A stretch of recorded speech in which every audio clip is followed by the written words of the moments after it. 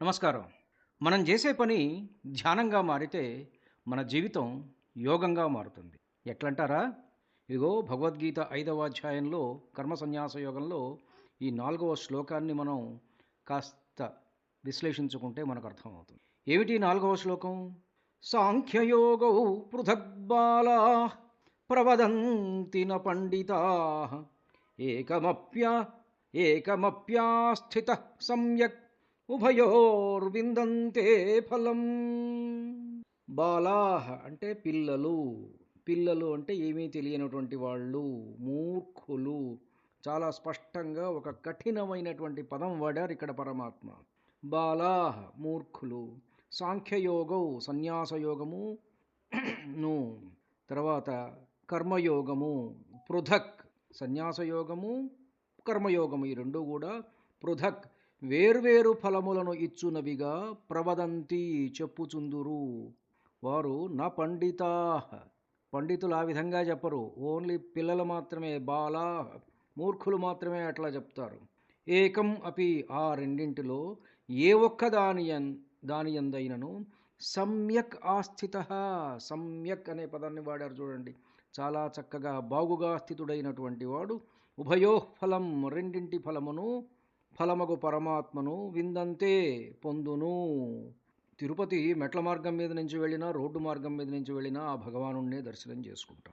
ఒకటి మెట్ల మార్గం అయితే ఇంకోటి రోడ్డు మార్గం అన్నమాట. కర్మయోగం జ్ఞానయోగం ఈ రెండు. సాంఖ్య కర్మయోగములు వేర్వేరు ఫలాలను ఇస్తాయని మూర్ఖులు పలికెదరు, పండితులు ఆ విధంగా పలకరు. ఆ రెండింటిలో ఏ ఒక్కదానినైనను బాగుగా ఆచరించిన వాడు ఈ రెండింటి ఫలస్వరూపమైన పరమాత్మను పొందును. ఉదాహరణకు మనం మొట్టమొదట చెప్పుకున్నాం కదా, చేసే పనిని ధ్యానంగా భావిస్తే అదే యోగం అవుతుందని. ధ్యానము అంటే మన బుద్ధిని మనం చేసే పని మీద ఫోకస్ చేస్తే, అంటే ఫైనెస్ట్ డీటెయిల్స్ అనమాట. మనం చేసే ప్రతి పనిలో కూడా ఈవెన్ ద ఫైనెస్ట్ డీటెయిల్స్ మీద మనం వర్క్ చేస్తూ వెళ్ళిపోతే పని మీదనే ధ్యాస. ఏదైతే చేస్తున్నామో మన భావం ఏది, రాగం ఏది, తాళం మూడు కూడా ఒకటే. భావం, రాగం, తాళం మూడు ఖచ్చితంగా ఒకటే సీక్వెన్స్లో ఒకటే ఇదిలో రావాలి. ఏదైతే ఆలోచిస్తున్నామో అది మాట్లాడాలి, ఏదైతే మాట్లాడుతున్నామో అది చెయ్యాలి. మనం చేసే ఉద్యోగం మీద పూర్తిగా శ్రద్ధ అన్నమాట. పూర్తిగా శ్రద్ధ పెడితే దానిని ధ్యానంగా చేసుకుంటే అదే యోగం అవుతుంది. దానిలో ఎన్నో విషయాలు మనకు తెలుస్తాయి. అక్కడే జ్ఞానయోగం సంప్రాప్తిస్తుంది కూడా. సాంఖ్యము మరియు ఈ నిష్కామ కర్మ మార్గం రెండు వేరు వేరు కాదు అని భగవానుడు చాలా స్పష్టంగా చెప్తున్నారు. చాలామంది కర్మలను వదిలేసి సన్యాసం తీసుకోవడం గొప్పదని, లోకంలో పనులు చేయడం తక్కువ అని అనుకుంటారు. కానీ పరమాత్మ ఇక్కడ ఒక విషయాన్ని స్పష్టం చేస్తున్నారు. బాహ్య రూపంలో ఇవి వేరువేరుగా కనిపించినప్పటికీ అంతిమంగా ఫైనల్గా ఇవి రెండు ఒకటే గమ్యానికి చేరుస్తాయి. చిత్తశుద్ధితో కర్మలు చేసిన వాడు తప్పకుండా జ్ఞానాన్ని పొందుతాడు. జ్ఞానాన్ని పొందినవాడు సహజంగానే కర్మబంధాల నుండి విముక్తుడవుతాడు అని పరమాత్మ ఎంత చక్కగా చెప్పారు చూడండి. ఇక్కడ అజ్ఞానులు వర్సెస్ పండితులు తీసుకొచ్చారు ఇక్కడ పరమాత్మ. అజ్ఞానుడు ఎవడయ్యా? చాలా కఠినమైన పదం అన్నమాట పరమాత్మ వాడింది. బాల అనే పదం వాడారు. సాంఖ్యయోగాన్ని కర్మయోగాన్ని వేరువేరుగా చూసేవారిని బాల, పిల్లలు లేదా అపరిపక్వ మనస్తత్వం గలవారు అని పరమాత్మ వాళ్ళని పిలిచారు. ఎందుకంటే వారు కేవలం బాహ్యంగా కనిపించే పద్ధతులను చూస్తారు తప్ప ఆ మార్గాలు చేర్చే గమ్యాన్ని చూడరు వాళ్ళు. నిజమైన జ్ఞాని మార్గాల మధ్య భేదాన్ని చూడడు. రెండు మార్గాల యొక్క అంతిమ ఫలితం ఏమిటంటే, ఇప్పుడు సాంఖ్యయోగం ఏంటంటే అధ్యయనము, స్వాధ్యాయము, చదవటం, ధ్యానం చేయటం, ఈ ప్రపంచాన్ని వదిలేయటం, జ్ఞానాన్ని పెంపొందించడం. కర్మయోగం ఏమిటి? సమాజంలో ఉంటూ పనులు చేయటం.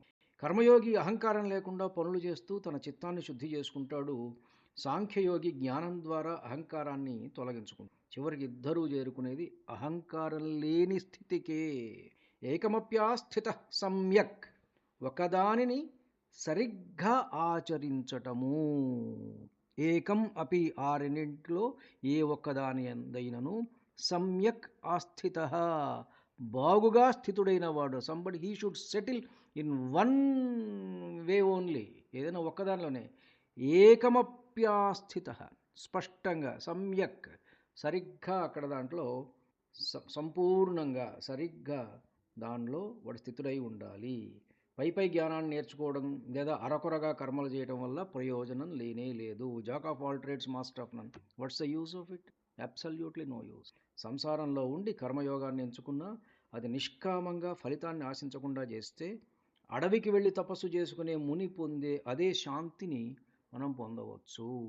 ఇదే కథ మనకు మహాభారతంలో ధర్మవ్యాధుడి ద్వారా వ్యాస భగవానుడు మనకు చెప్తారన్నమాట. కాబట్టి జ్ఞానయోగానికి కర్మయోగానికి మధ్య తేడా ఫైనల్గా లేదు అని పరమాత్మ నొక్కి వక్కాణిస్తున్నారు ఈ శ్లోకం ద్వారా. ధన్యుణ్ణి.